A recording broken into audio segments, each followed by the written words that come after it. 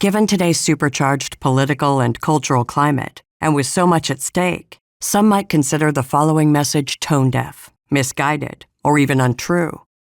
Consideration feels like concession, especially when the most dangerous beliefs threaten harm to the people and causes we care about. Yet we are all human. Many of us once held terrible beliefs from which we were rescued. And while there are some who may not be reachable, there are many others who are.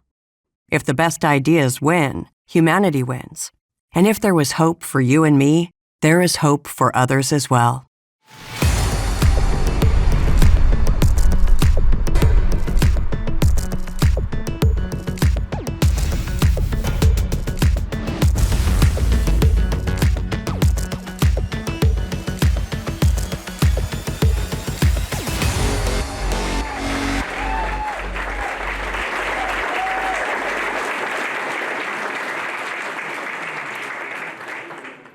What an honor it is to be a guest of the Rationalist of East Tennessee. From Oklahoma, I got off the plane. I was talking to my host and I said, "So is Tennessee a particularly religious area?" And when they stopped laughing, we had a conversation about it. But there may be believers in the room today, given the fact that we are speaking on a campus area of the University of Tennessee. It's okay, you didn't need to wear garlic around your neck today. I don't bite, it's all good. Today we are all human beings. And I think we're gonna talk about something that all people can relate to, okay? I wanna start with the reiteration effect. Thinkingispower.com has a lot of these, and I'm borrowing the slides. We tend to believe information the more often we're exposed to it. And here's the example. Napoleon was short. Wow, that's interesting. Napoleon's shortness complex was massive. Did you know Napoleon was short? You probably heard that a lot, but it's a myth. It is untrue that Napoleon was short. We grew up believing that his lack of height was a thing, and it made him the mockery of all of Europe. That is a myth. The inch, as measured in France at that time, was slightly longer than the inch as measured in England. Historians say Napoleon was actually maybe an inch or two taller than the average height of a Frenchman at that time, maybe 5'5". We never checked, we just assumed. How many people here heard Napoleon was short? Yeah, almost all of us. We have always been told that dogs are colorblind. They are not. Dogs have a much more compressed color range. Their eyes evolved for distance and motion, for hunting, usually in the low light of dusk and dawn, so they didn't need to locate bright things like fruits and flowers. This is my hunting dog. This is Linus. He's my son. Little 7-pound Maltipoo rescue, obviously a descendant of the wolf, right? And I was totally relieved when I learned that he actually sees and experiences life in color. Now, on the right is what dogs see. It's a dichromatic image here with the reds and the greens compressed into a mix of blues and yellows. But he sees color. Dogs see color. And wow, you say. I learned something new. I'm altering how I think on this subject. It's actually a myth that if you swallow chewing gum, it stays in your stomach for 7 years. Who was told that by their parents? If you swallow your gum, it's gonna stick for 7 years. Nope. We assumed it, we believed it, but we didn't check. If you swallow gum, it passes right through like any other food would. It's a myth that coffee dehydrates you. Caffeine itself is a diuretic, increasing urine production, but you're still drinking something that is like 99% water.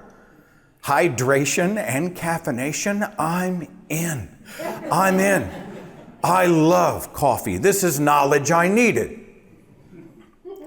Did you know there's no conclusive proof that sugar causes hyperactivity in children?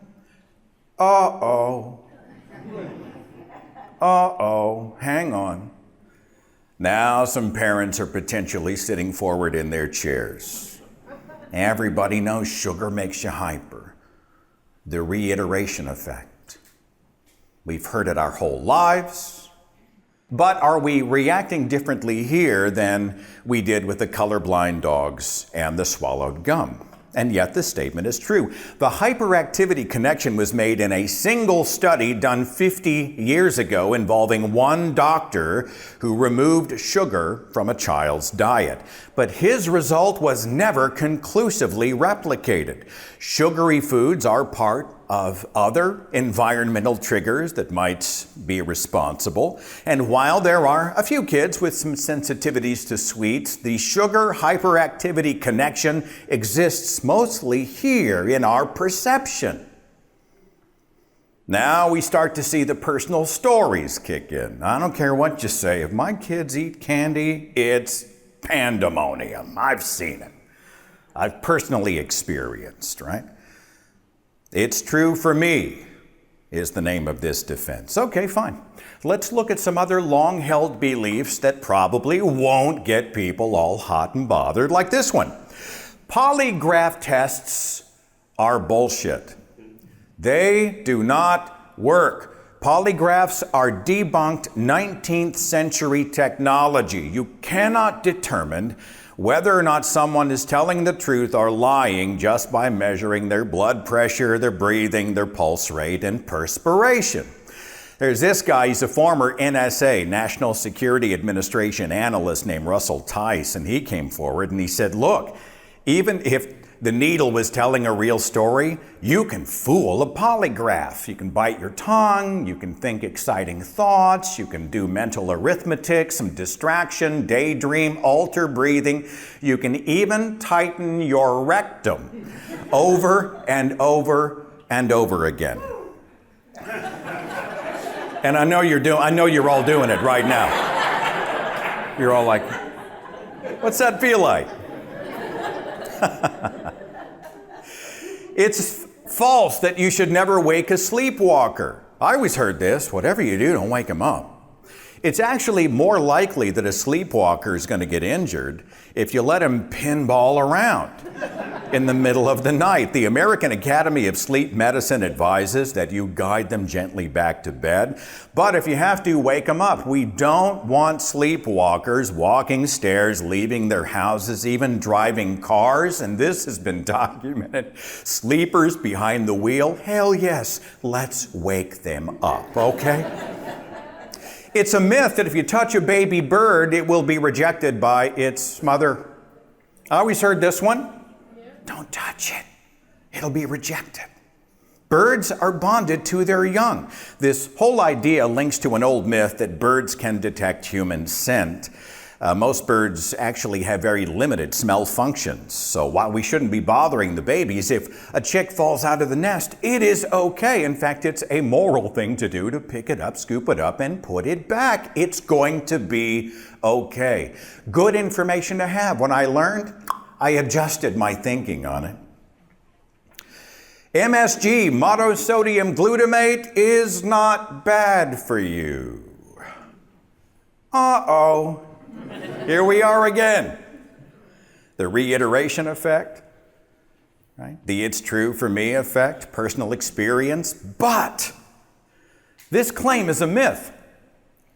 This flavor enhancer has been classified by the FDA as safe. There's no discernible link between these supposed symptoms: headache, flushing, tightness in the face, numbness, fluttering heart, chest pain, nausea, weakness. Researchers have found no clear proof of a link between MSG and these symptoms. People had the same reaction when given placebos. So there's no reason to have the no MSG sign on the door of the Chinese restaurant, unless you just want to try to alleviate people's fears. But it's not a thing. Now, given what I've just said, have the anti-MSG people changed their opinion? Let's go deeper and find out. MSG is not just in Chinese food. It's commonly added to canned vegetables, ketchup, mustard, salad dressing, deli meat, potato chips, soup. We eat it all the time and don't even realize it. Glutamate is an amino acid. It's in almost all of our foods. Monosodium glutamate is an isolated and purified form of it. So glutamates are found naturally in many cheeses, some fruits and veggies, chicken, shrimp, shiitake, mushrooms, broccoli, walnuts, cabbage. MSG increases saliva, and that improves taste. It can be a bit salty, but it has about a third of the amount of sodium in normal table salt. So unless you have a specific and rare sensitivity, you would not feel any health effects with MSG until you had eaten 3 grams or more on an empty stomach. That's about 6 times as much MSG that is in most food, and your symptoms would still be mild and they would quickly disappear. This is the scientific finding. Now, this is where everyone in the room stands and applauds. Thank you, Seth. Thank you for this scientific perspective. Oh, stop. Right? Let's all get together. Let's pack the bus and get some chow mein together. That's what you're all saying, right? Is that the response I would get out there in the ether? Probably not. They would say, look at what MSG has done to his brain. I refuse to put that in my body. Well, what's that about? Why the pushback there? Even irritation. Oh, you want to see irritation? Watch this.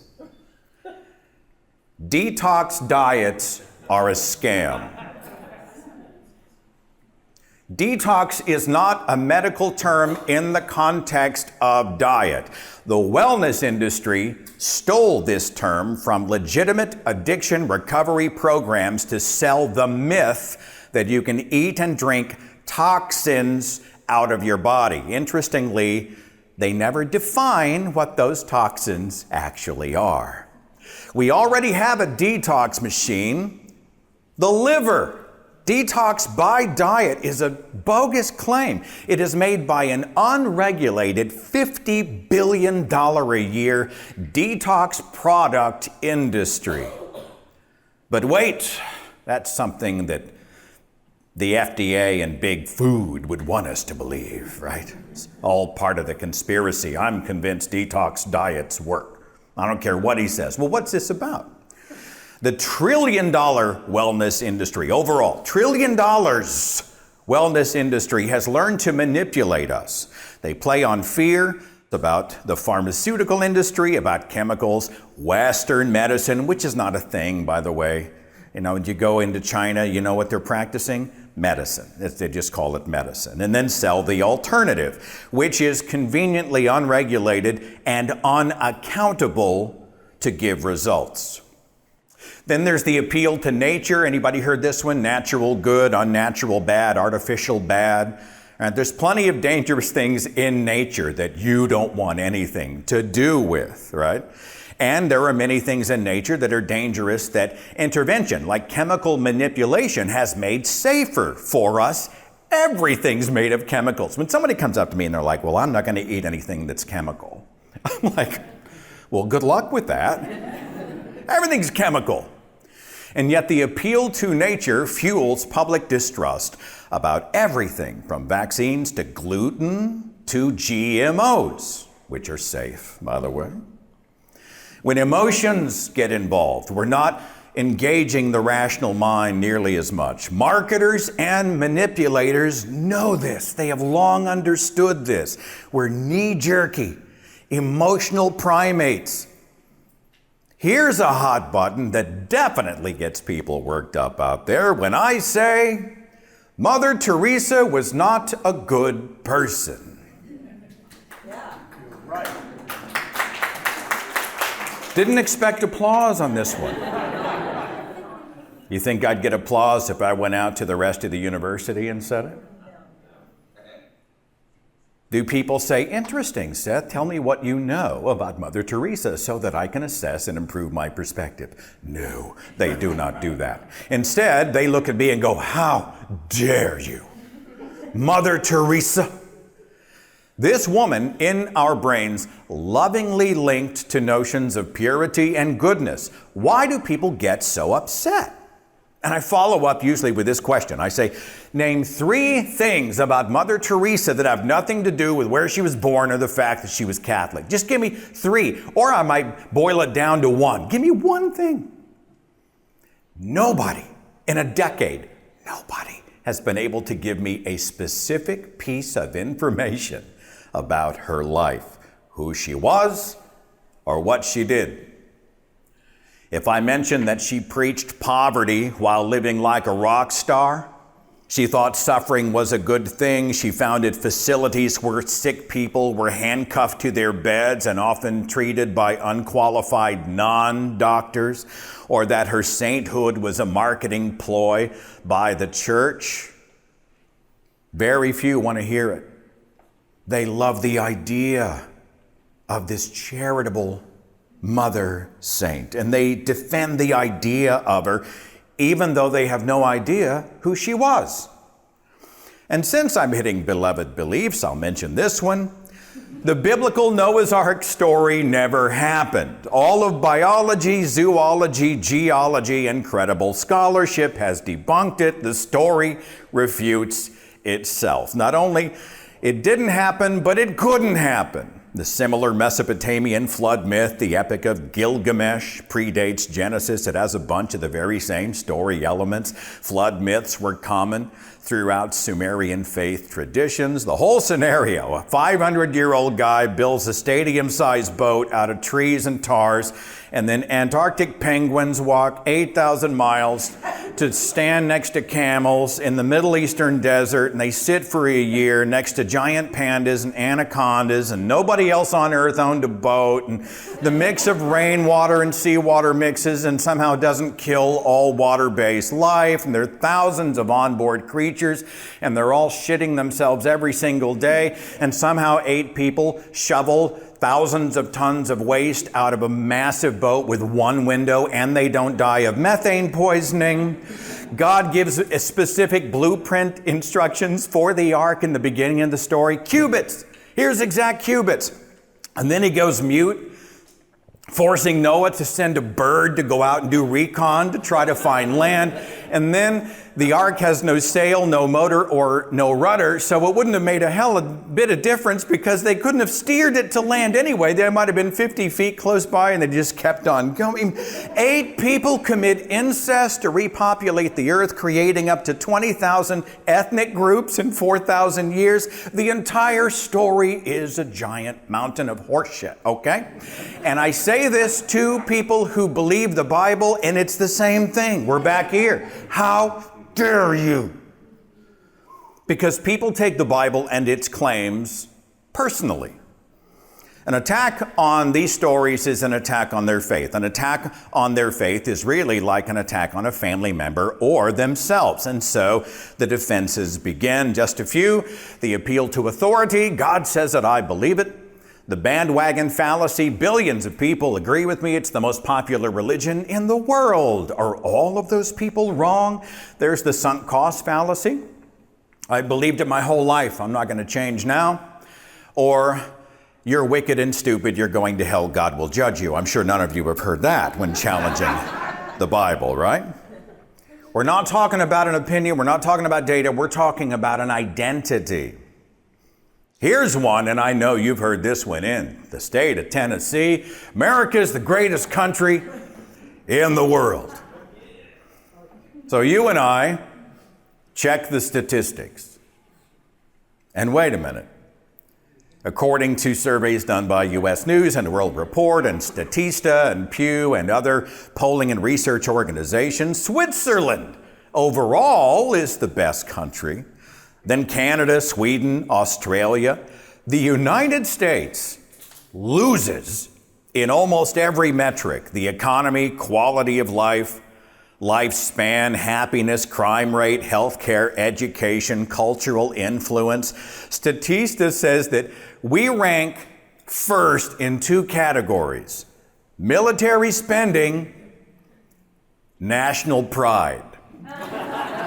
Meaning, we're number 1 at saying we're number 1. If I was to challenge this to a we're number 1 American would they budge in their opinion, in their perception? The COVID vaccine is safe and has saved millions of lives. Now, you're taking the journey with me, but we can all think of people who might hear that and walk out of the room. Yet imagine they're here, so I thoughtfully present data.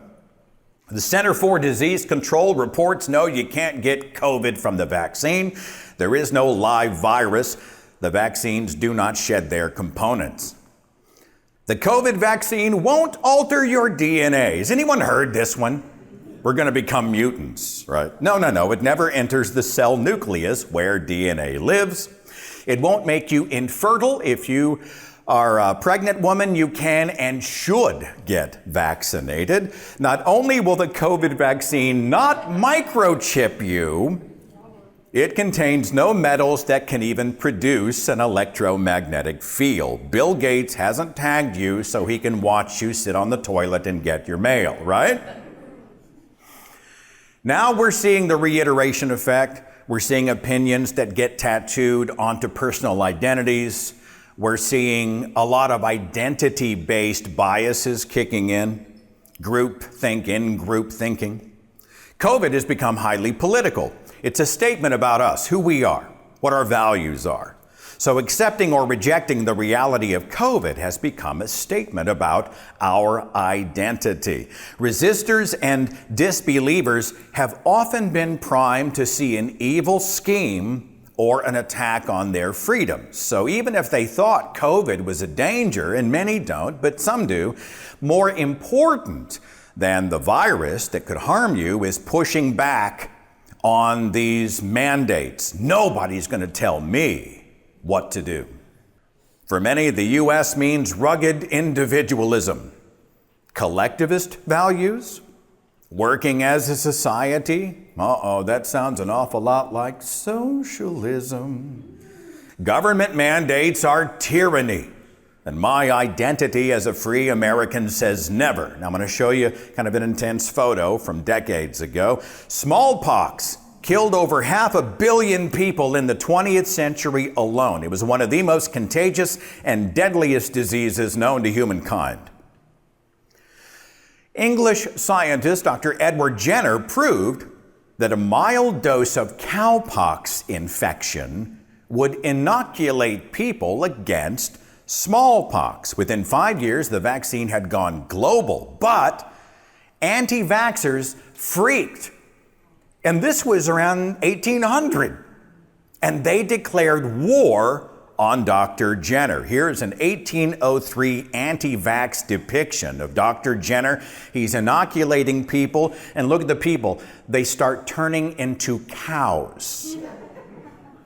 Here's another fear-mongering editorial cartoon. It has children being fed to a diseased cow-like monster. Fear, misinformation, disinformation, conspiracy theories, science, denial, public endangerment. Does this sound familiar to anybody else? And this was a 19th century movement, a resistance culture, an identity. Here's another one. New seatbelt requirements were introduced in the mid-1950s, and they met rabid opposition. Free America said, belts? Nah, can't force me. I'm not going to do that. You're not going to restrain me.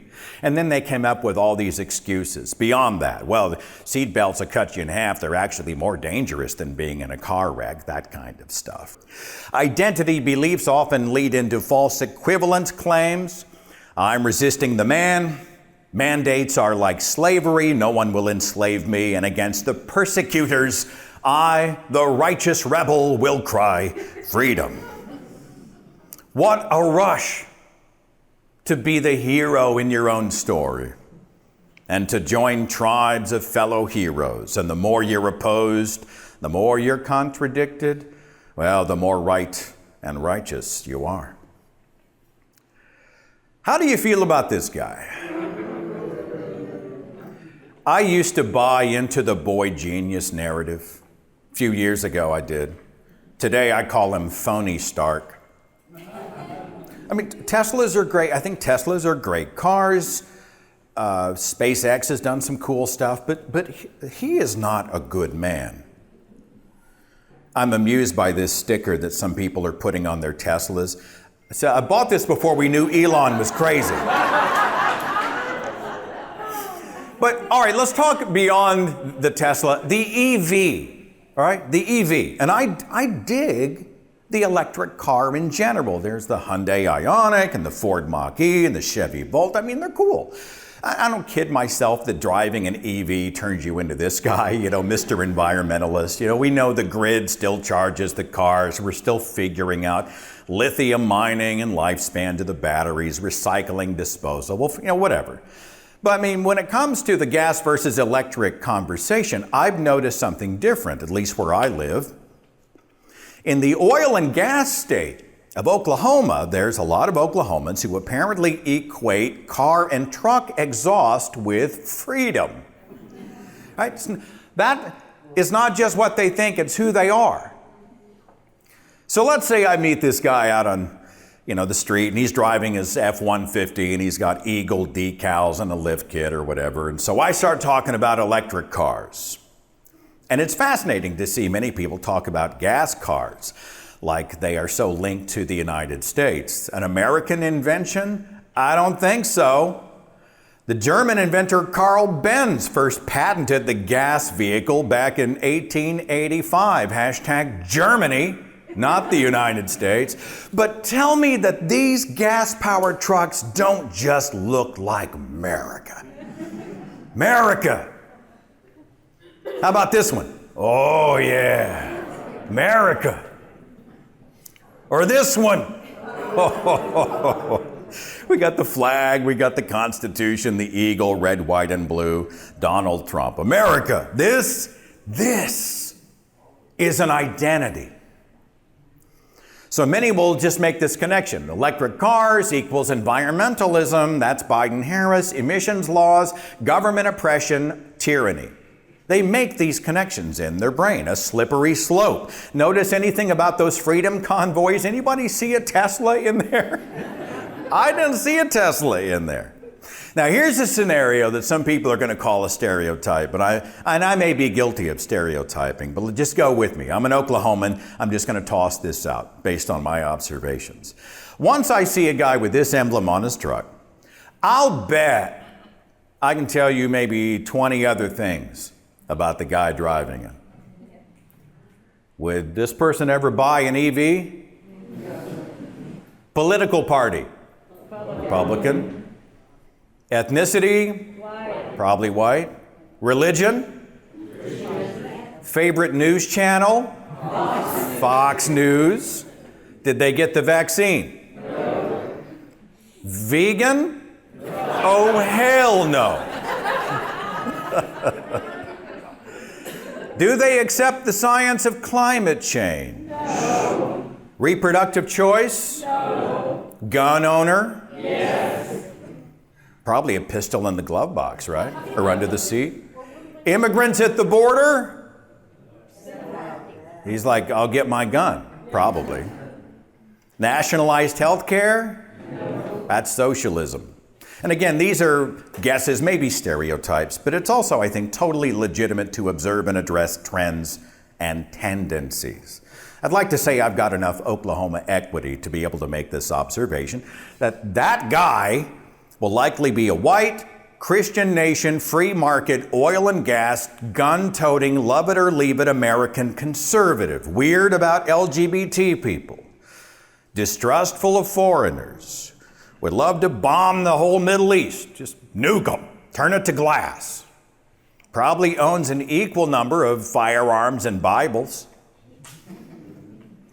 Here's a guy who fits that profile as posted on the Patriot Takes page. Christian, white, straight, unwoke, unvaxxed, gun owner, meat eater, and male. How else can I piss you off today? Now, what we're seeing are not just his opinions. They're his identity. They're who he is. He might as well display this symbol somewhere else in his life. And this symbol is actually, partially at least, a response to another symbol of another identity group. I'm talking about Black Lives Matter. Now, this is not an equivalence argument as I speak about tribes and identities. I think one definitely has more merit than another here. But BLM is an example of an identity belief that we feel very strongly about. Condemning racism and abuse within law enforcement and the culture, and the very true claim is that Black people face greater danger against police brutality. The system is broken and needs to be fixed. The bad cops need to be fired and or prosecuted. And education and procedures must evolve. We identify as agents of advocacy and equality. In the wake of BLM, the thin blue line symbol became a tribal response. No, you are vilifying police. The men and women in blue need our support. Back the blue. Blue lives matter. Interesting, this symbol has also become the darling of many white supremacist groups. The Back the Blue identity group makes this blanket statement that whatever happens, we stand behind cops because whatever they do, they are unfairly vilified and they enforce law and order. In that light, Black Lives Matter protests against police racism are actually a betrayal of all the men and women in uniform. This is binary thinking, it's tribal thinking. We are just, they are unjust. How much listening, conversation, and mind changing takes place between those two groups? The Blue Line and the Black Lives Matter groups. How often do they thoughtfully exchange information for better understanding so that the best ideas might win the day? No, everybody's in defense mode. Everybody's on lockdown. This is what makes flat earthers so maddening to talk to. Has anybody gotten into a conversation with a flat earther? I met a flat earther at a free thought event in Chicago. My brain melted. Flat earth? So we do what we do. We present the science, the data. And it doesn't work because flat earth is not just an opinion, it's an identity, a culture, a family. And the more attacked they feel, the more they dig in and shut down. With the fallacy known as the Galileo gambit, somebody says, you know what, you can go ahead and mock me, right? This revolutionary person had an idea that was called outrageous and people called him crazy. They call me crazy. I'm like that revolutionary person. We've heard this with Galileo and with Einstein, right? They called Einstein nuts. And yet look how smart he was. I'm like Einstein. There's an amazing documentary on Netflix. Came out in 2018. It's called Behind the Curve, and it's about flat earthers that came up with an experiment to prove that the earth was flat. And they used a laser, and they had a point A and a point B. They come over here, and they've got the laser, and then they've got a receiving point over here. And they said, all right, this is going to prove it once and for all. And you know what happened with the laser is it was way over the target area because, wait for it, the earth is not flat. Now, did these flat earthers have an epiphany and change their minds? No. They said, we're going to go back and we're going to make another experiment that gives us the results we want. This is the 2018 Flat Earth International Conference at Crown Place Airport Convention Center in Denver. And the MC told the crowd, I'm not ashamed of ridicule. I'm not ashamed of mockery. I'm not ashamed of insults. And the crowd cheered this hero, this martyr for the cause, who had put himself in the crosshairs of public scrutiny and ridicule. Interesting what he said, I am not ashamed. This ring familiar to anybody else? 9/11 truthers say it was all an inside job. I believe it with all my heart, and I am not ashamed. Aliens live among us. I believe it with all my heart, and I am not ashamed. Chemtrails are government mind control drugs. I believe it with all my heart, and I am not ashamed. There's a secret cabal of Satanist Democrat blood drinkers trafficking our children out of the basements of pizza parlors. I believe it with all of my heart, and I am not ashamed. We are a Christian nation founded by Christians for Christians. I believe it with all my heart, and I am not ashamed. Christianity, the planet's biggest in-group, the biggest tribe, quoting proudly and defiantly from Scripture, for I am not ashamed of the gospel of Christ. I believe, we are unwavering, solid, faithful. So, you and I engage with specific data points. We talk about the Bible, its failures. We talk about the founding fathers, the nature of the Constitution. We get into the pledge. We get into all of these other things. Do the believers open up to these new ideas like they might have with dogs seeing color and coffee hydrating you? No, don't bet on it. I used to think I could walk into a room with facts, make my case, change somebody's mind, and we would all lock arms and we would just frolic off into Reasonville together. There would be light and confetti from the sky, and there would be Enya music, and it would just be a moment, right? No. Instead, they'd either get in my face, go blank, or leave. And I couldn't figure it out. Why am I not only not getting traction, but why is everybody leaving even more fortified in their opinion? The amygdala is the part of our brain that processes emotion. This is the center for physical threat response. Fight, flight, or freeze. The same part of our brain fires up at an ideological threat as does with a physical threat. This is why people lock down, shut down, or blow up. So you and I get in somebody's face and we say, on this highly charged issue, you're wrong. People feel pushed around, attacked. And then all of a sudden they say, I'm out of here, or screw you, right? We were hoping they would say, I'm interested, let's exchange perspectives and figure this out.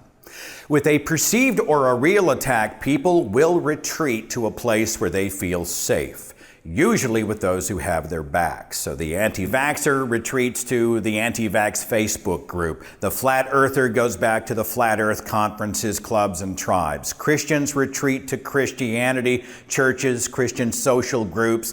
It's because there that they feel safe. They're validated, protected, not attacked. And I really feel like if you and I are going to make a dent in the one-on-ones out there, we have to become, in a way, a safe space.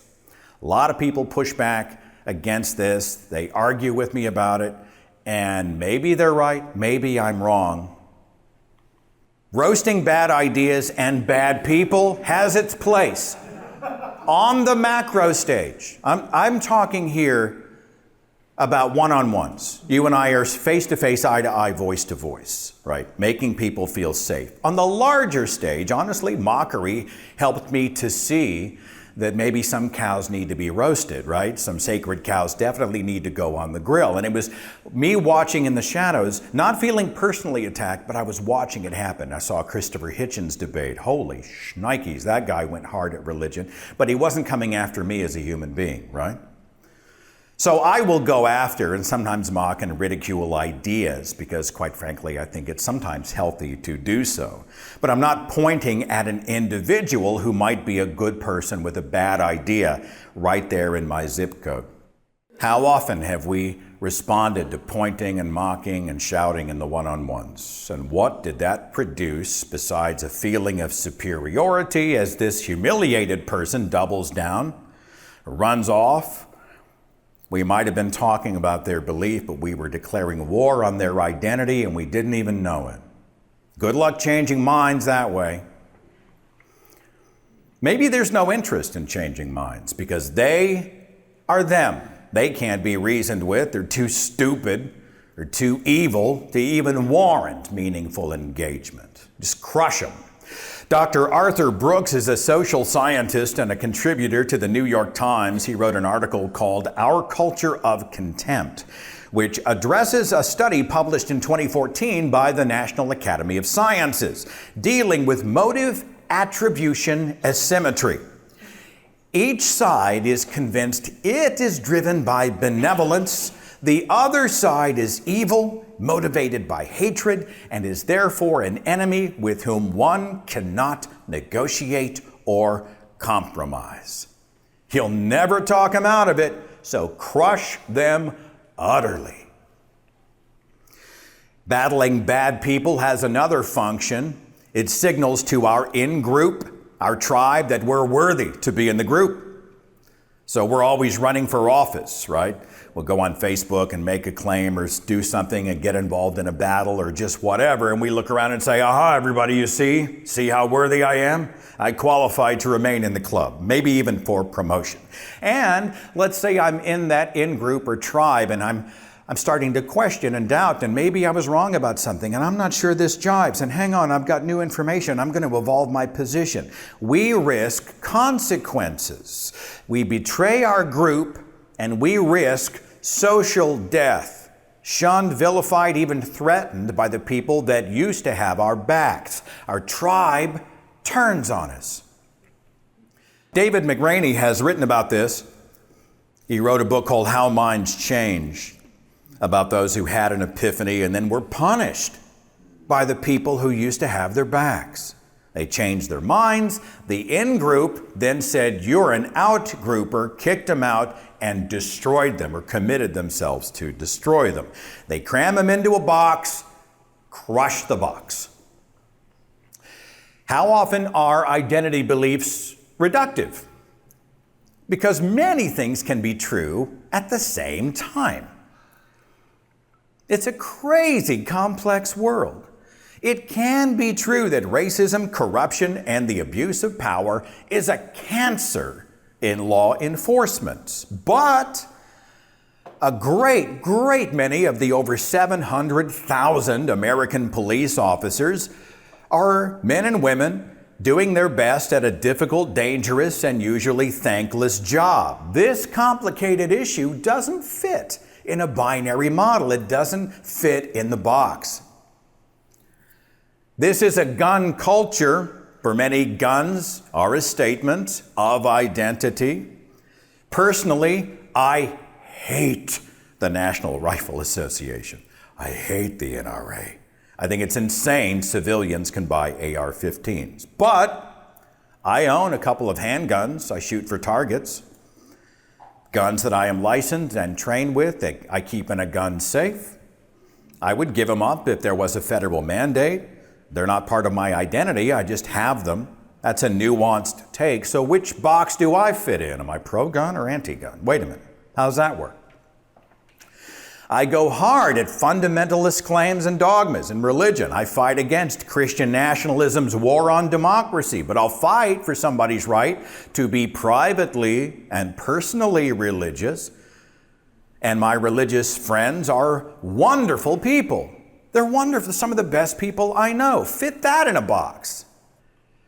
I think bans on the hijab are a bad idea. I think banning the hijab is bad.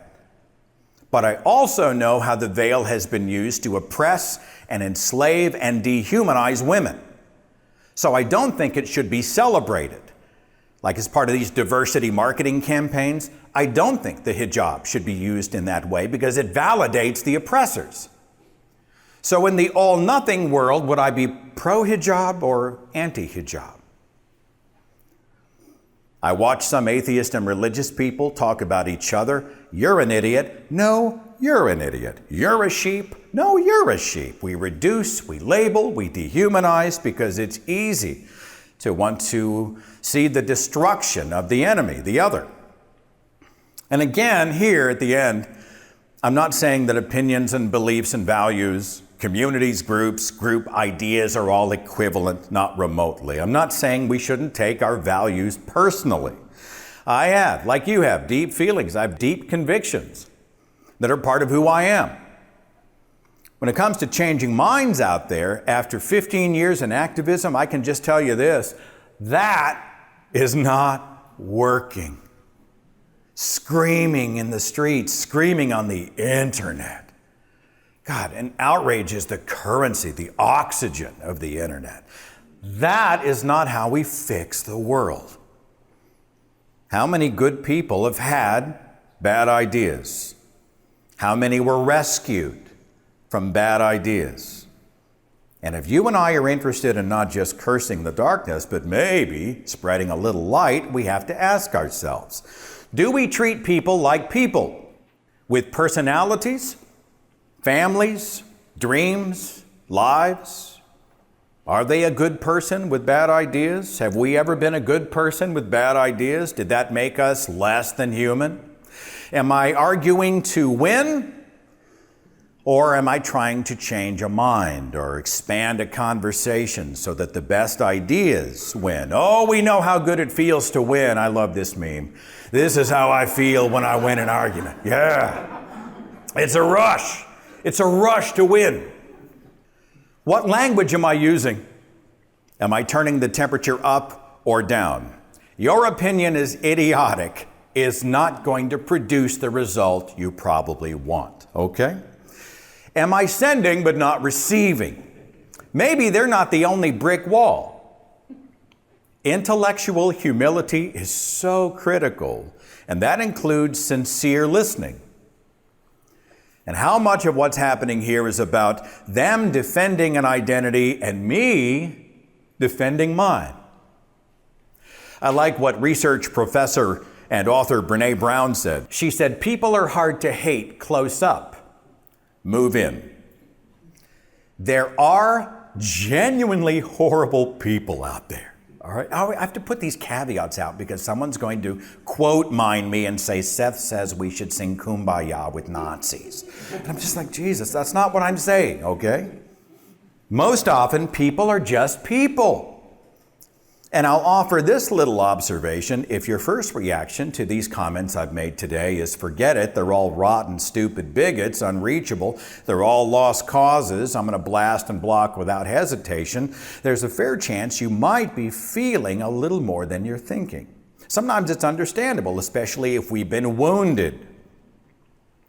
You want an example of somebody who's just unreachable? Christian nationalist, anti-gay bigot, Fox News watching, God and guns, evangelical, conservative, tethered to dangerous mythology and really bad ideas. You want to see that? You're talking about me 30 years ago. A naive, indoctrinated, younger me. I was both a perpetrator of bad ideas, but I was also a victim of bad ideas. I was good. I was a good person. I was trying my best to be a good person. I was a human being. I had humanity. I just needed a chance to discover the larger, better world. Sometimes we draw the hard line and take the hard stand, okay?